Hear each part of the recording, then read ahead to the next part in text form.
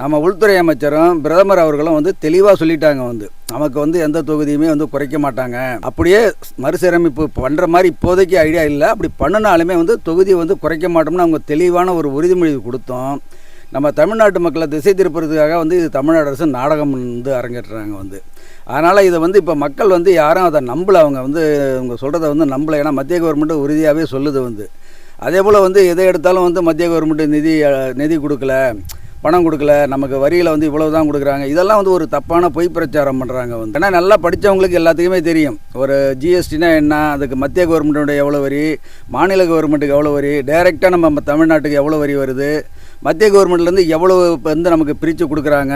ஒரு சட்டத்திட்டங்கிறது தனியாக தமிழ்நாட்டுக்கு மட்டும் ஒரு 10 சட்டத்திட்டங்களை ஏற்ற முடியாது. இந்திய அளவுக்கும் ஒரு சட்டத்திட்டம்னு சொல்கிறாங்கன்னா அதில் நம்ம தமிழ்நாடும் சேர்ந்து தான் பயனடையுது. ஒரு ரயில்வே திட்டம் அரேஞ்ச் பண்ணுறாங்கன்னா அதில் தமிழ்நாடும் சேர்ந்து தான் பயனடையும். ஆனால் இவங்க என்ன நினைக்கிறாங்க, தமிழ்நாட்டுக்குன்னு எவ்வளோ தனியாக நிதி கொடுத்தாங்க, இதை மட்டுமே இவங்க தனியாக பேசி தமிழ்நாட்டு மக்களை திசை திருப்ப பார்க்குறாங்க.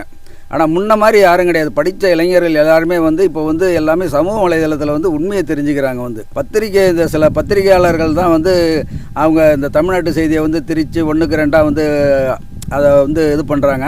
பட் இருந்தாலும் சமூக வலைதளங்களில் இப்போ எல்லா மக்களுமே புரிஞ்சுக்கிறாங்க. எல்லாருமே கையில் ஹேண்ட்ஃபோன் இருக்குது. எல்லாருமே சமூக வலைதளங்களில் உண்மையான நிகழ்ச்சி என்ன, நமக்கு தமிழ்நாட்டுக்கு எந்த அளவுக்கு நிதி ஒதுக்கி இருக்கிறாங்க, அது வளர்ச்சி அடைந்த மாநிலத்துக்கு கொஞ்சம் கூட குறைச்சும், வளர்ச்சி அடையாத மாநிலத்துக்கு கொஞ்சம் கூட தான் கொடுக்குறாங்க. அது நம்ம தமிழ்நாட்டிலையும் நம்ம பண்ணுறோம். சில மாவட்டத்துக்கு நிதி கம்மியாக கொடுத்துருந்தா கூட அவங்களுக்கு நிறைய நம்ம செலவு பண்ணுற மாதிரி இருக்கும்.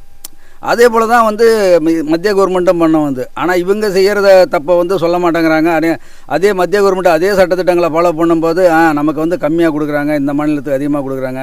இதெல்லாம் ஒரு தப்பான நரேட்டிவ் இவங்க செட் பண்ண பார்க்குறாங்க.